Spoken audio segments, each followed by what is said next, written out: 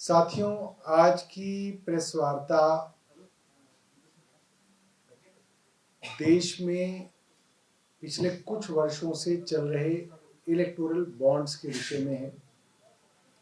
जब electoral bond देश के ऊपर भारत की केंद्र सरकार ने थोपे तो इसका विरोध हुआ। बताया जाता है कि इसका विरोध रिजर्व बैंक ऑफ इंडिया ने भी किया और इसका विरोध लॉ मिनिस्ट्री यानी कि लॉ की जो ओपिनियन लेनी अनिवार्य होती है केंद्र सरकार में, उसकी ओपिनियन में भी इसका विरोध हुआ। ये मैं आपको बहुत जिम्मेदारी से बात बता रहा हूं। उस विरोध के बावजूद इलेक्टोरल बॉन्ड को लाया गया। सभी राजनीतिक दलों ने, खास तौर पे पॉलिटिकल एक्टिविस्ट जो ट्रांसपेरेंसी की वकालत करते थे, उनने बात कही। तब भी इलेक्टोरल बॉन्ड ट्रांसपेरेंसी नहीं ला रहा है, ट्रांसपेरेंसी को खत्म कर रहा है। अब जब सुप्रीम कोर्ट ने यह फैसला दे दिया कि इलेक्टोरल बॉन्ड गैर संवैधानिक थे, तो सवाल आया कि कौन कंपनियां थी जिन्होंने हजारों करोड़ रुपया राजनीतिक दलों को दिया और उसमें सबसे बड़ा फायदा केंद्र सरकार चलाने वाली भारतीय जनता पार्टी को मिला। 6,000 करोड़ से ज्यादा का electoral bond Bharatiya Janata party को मिला। यह बात साबित है। क्यों सुप्रीम कोर्ट को इतनी मेहनत करनी पड़ रही है कि बार बार केंद्र सरकार को आदेश देना पड़ रहा है, इलेक्शन कमीशन को आदेश देना पड़ रहा है, एसबीआई को आदेश देना पड़ रहा है कि ये दो, ये दो, ये दो। केंद्र सरकार के पास अगर कुछ छिपाने के लिए नहीं है तो खुद ही देना चाहिए उन्हें। इसमें सुप्रीम कोर्ट को इतनी मेहनत क्यों करनी पड़ रही है? क्यों सुप्रीम कोर्ट के अंदर सरकार के सॉलिसिटर जनरल को हर मामले में सुप्रीम कोर्ट को रोकना पड़ रहा है? मकसद साफ है। चाहे वो स्टेट बैंक ऑफ इंडिया हो, चाहे वो इलेक्शन कमीशन हो, सबके ऊपर केंद्र सरकार का दबाव है कि जितना छुपा सको उतना छुपाओ। एक लिस्ट मैं आपके सामने पढ़े दे रहा हूं, जिससे यह साफ हो जाता है कि ऐसी बड़ी बड़ी कंपनियां जिनके ऊपर ईडी ने छापे मारे, छापा मारने के बाद उन्होंने इलेक्टोरल बॉन्ड बनवाए। अब सवाल यह उठता है, किसी कंपनी के ऊपर जब ईडी ने छापा मार दिया, यानी कि वो जो पैसा है वो तो प्रोसीड्स ऑफ क्राइम हो गया। ईडी ने छापा मारा उसके ऊपर मुकदमा दर्ज किया। इसका मतलब यही है ना कि वो मनी लॉन्ड्रिंग कर रही है वो कंपनी। ईडी का मतलब मनी लॉन्ड्रिंग है। ईडी जो है बलात्कार और मर्डर के मुकदमे नहीं करती है। ईडी सिर्फ पीएमएलए मनी लॉन्ड्रिंग के मुकदमे करती है। जब ईडी ने छापा मारा मतलब मनी लॉन्ड्रिंग उस कंपनी में हो रही थी, ईडी का यह कहना है। तो उसका पैसा अगर इलेक्टोरल बॉन्ड के माध्यम से केंद्र सरकार को पहुंचा, माफ कीजिएगा बीजेपी को पहुंचा, तो proceeds of crime Bharatiya Janata party में पहुंच गया। सुप्रीम कोर्ट ने अभी अभी कहा प्रोसीड्स ऑफ क्राइम अगर पार्टी तक पहुंच गया तो पूरी पार्टी को भी एक्यूज बनाना चाहिए।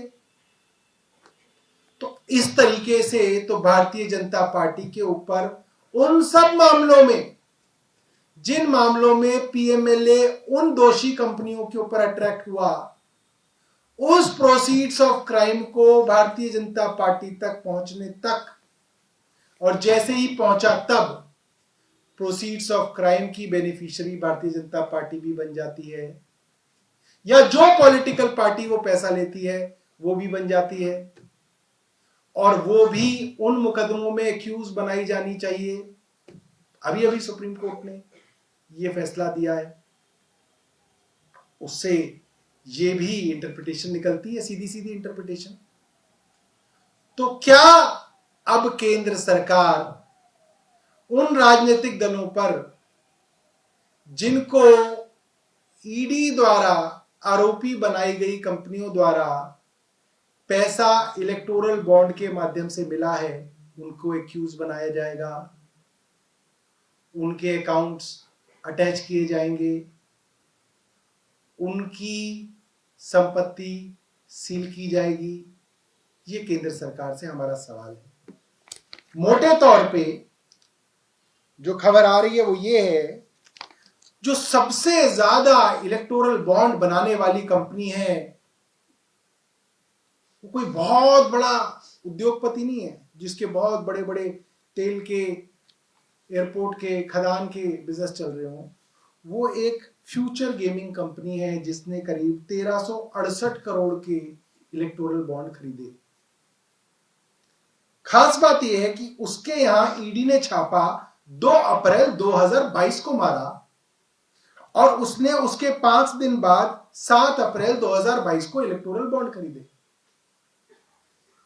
इसके बाद औरोबिंदो फार्मा, जिसका बारे में बार बार कहा जाता है कि ये सो कॉल्ड एक्साइज पॉलिसी के मैटर के अंदर प्रमुख आरोपी थी, उनके यहां उनके एमडी की अरेस्ट होती है 10 नवंबर 2022 को, और 15 नवंबर 2022 को वो इलेक्टोरल बॉन्ड खरीदते हैं। शिरडी साई इलेक्ट्रिकल्स के यहां इनकम टैक्स का छापा पड़ता है 20 दिसंबर 2023 को, और वो अगले महीने 20 दिन के अंदर अंदर 11 जनवरी 2024 को इलेक्टोरल बॉन्ड खरीदते हैं।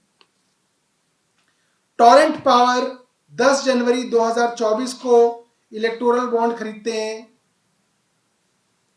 7 मार्च 2024 को उनको 306 मेगावाट सोलर प्रोजेक्ट महाराष्ट्र में मिलता है। हो सकता है इत्तेफाक हो, it can be a coincidence, बड़ा बड़ा हसीन इत्तेफाक है, it's a beautiful coincidence. Doctor Reddy के यहां छापा पड़ता है 13 नवंबर 2023 को, 4 दिन बाद 17 नवंबर 2023 को वो इलेक्टोरल बॉन्ड खरीदते हैं। कल्पत्रु प्रोजेक्ट्स के यहां इनकम टैक्स का छापा पड़ता है 4 अगस्त 2023 को, 10 अक्टूबर 2023 को वो इलेक्टोरल बॉन्ड खरीदते हैं। एवन साइकिल्स, उनके बारे में पार्लियामेंट में मिस अप्रोप्रिएशन की स्टेटमेंट आती है, वो भी इलेक्टोरल बॉन्ड खरीदते हैं। माइक्रोलैब्स 14 जुलाई 2022 को इनकम टैक्स का छापा पड़ता है, 10 अक्टूबर 2022 को इलेक्टोरल बॉन्ड खरीदते हैं। हीरो मोटोकॉर्प इनकम टैक्स का छापा 31 मार्च 2022 को, 7 अक्टूबर 2022 को इलेक्टोरल बॉन्ड खरीदते हैं। वर्सोवा सीलिंक का टेंडर करीब 9,000 करोड़ का एक कंपनी को मिला, उसका नाम है एप्को इंफ्रा। 10 जनवरी 2022 को वो इलेक्टोरल बॉन्ड खरीदते हैं, 10 जनवरी 2022 को। 24 जनवरी 2022 को उनको ये टेंडर मिलता है। यशोदा हॉस्पिटल्स के यहां छापा पड़ता है 26 दिसंबर 2020 को।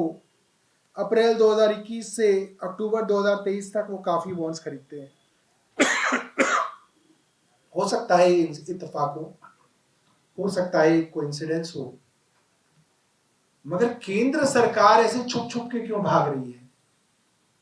भारतीय जनता पार्टी क्यों नहीं बता रही कि उनको किन कंपनियों से इलेक्टोरल बॉन्ड मिले थे, सुप्रीम कोर्ट को क्यों डंडा चलाना पड़ रहा है? सवाल ये है।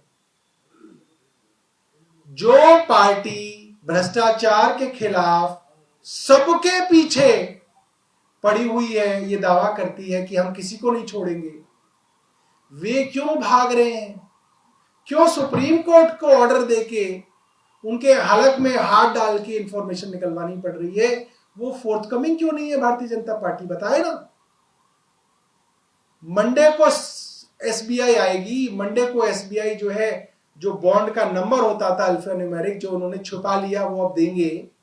भारतीय जनता पार्टी कल दे दे, अपनी वेबसाइट पे डाल दे कि हमको इन कंपनी से इस तारीख को इतना पैसा मिला है।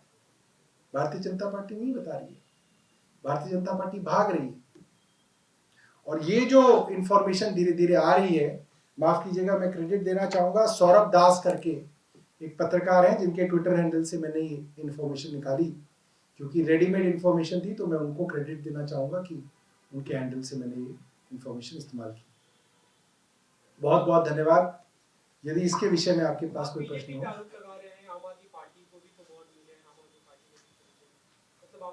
अरे भैया, हमें तो इतने कम बॉन्ड मिले कि हम बताएंगे भी तो हमारी बेइज्जती होगी। लोग कहेंगे लो तुम्हारी ये औकात है? छोटी छोटी पार्टियां 1200 करोड़ का बॉन्ड ले रही है, बीजेपी जो है 6000 करोड़ का बॉन्ड ले रही है, और हम कहते हैं कि हम बीजेपी से लड़ रहे हैं और हमारे को 100 करोड़ भी नहीं मिले अभी तक। इसलिए हमारा तो जितना बताओगे उतनी हमारी और बेइज्जती होगी। कल चुनाव की तारीखों का ऐलान होने जा रहा है, इस पर आप क्या कहेंगे? हमारी पार्टी चुनाव लड़ रही है इस बार मुझे ऐसा लगता है कि जो इलेक्टोरल बॉन्ड की जानकारी देश के सामने आई है, इससे भारतीय जनता पार्टी और केंद्र सरकार ने जो नकाब 10 साल से पहन रखा था, वो नकाब आज हटा है। ये कोई साधारण बात नहीं है कि सीरम इंस्टीट्यूट ने 50 करोड़ रुपए के बॉन्ड खरीदे हैं, और ये इत्तेफाक की बात नहीं है कि सीरम इंस्टीट्यूट के जो वैक्सीन थी उसको किस तरीके से केंद्र सरकार ने पूरे देश के ऊपर थोपा था। तो ये जानकारी भी धीरे धीरे आ जाएगी कि किसका इलेक्टोरल बॉन्ड कहां पे गया है। सर, एक सवाल है, क्योंकि अरविंद केजरीवाल लगातार बोल रहे हैं शरणार्थियों को लेकर कि पाकिस्तानी लोग हैं, हमारे अधिकार यहाँ पर भारतीय लोग छीनेंगे। इस पर मांडविया और एमएस सिरसा पहुंचे हैं चुनाव आयोग, उन्होंने शिकायत की है कि जिस तरीके से भाषा का इस्तेमाल किया जा रहा है वो गलत है। अभी चुनाव आयोग तो देखिए, चुनाव आयोग तो उन्हीं का आयोग है। अब वो क्या है, वो अपनी एक ब्रांच से दूसरी ब्रांच में चिट्ठियां लिखते रहते हैं, बच्चा क्या है चुनाव आयोग में। सर, ये भी कहा जाता है ना कि अरविंद केजरीवाल और आम आदमी पार्टी जो रोहिंग्या को लेकर काफी सपोर्टिव नजर आती है, लेकिन जब बात गैर इस्लामी शरणार्थियों की आती है तो उसमें वो। मैं ये बात ऑन रिकॉर्ड बता रहा हूं, और आप इसको तथ्यों को मैच कर लीजिएगा और भारतीय जनता पार्टी से वेरीफाई कर लीजिएगा। रोहिंग्या शरणार्थियों को फ्लैट देने का प्रपोजल भारतीय जनता पार्टी की केंद्र सरकार के मंत्री हरदीप पुरी जी ने खुद अपने ट्वीट पे लिखा और प्रधानमंत्री जी का धन्यवाद किया। जब हमने शोर मचाया कि भाई अपने देश के गरीबों के पास के लिए तो आपके पास मकान नहीं है, और रोहिंग्याओं को आप जो है फ्लैट देने की बात कर रहे हैं, तो बीजेपी सकपकाई, बैकफुट पे आई और उन्होंने उसके ऊपर बैक ट्रैक किया। वरना ये बात आज भी रिकॉर्ड में आप निकाल लीजिए, हरदीप पुरी जी का ट्वीट, मेरी प्रेस कॉन्फ्रेंस थी, रोहिंग्याओं को फ्लैट देके बसाने का प्रपोजल भारतीय जनता पार्टी की केंद्र सरकार का था। बहुत बहुत धन्यवाद।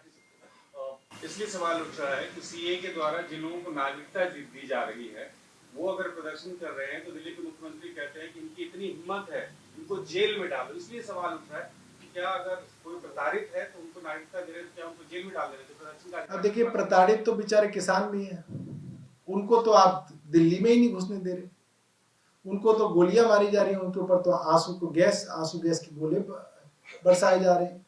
तो केंद्र सरकार की ये दो तरीके की पॉलिसी नहीं चलेगी। पहले अपने देश के किसानों को भी तो इज्जत दो।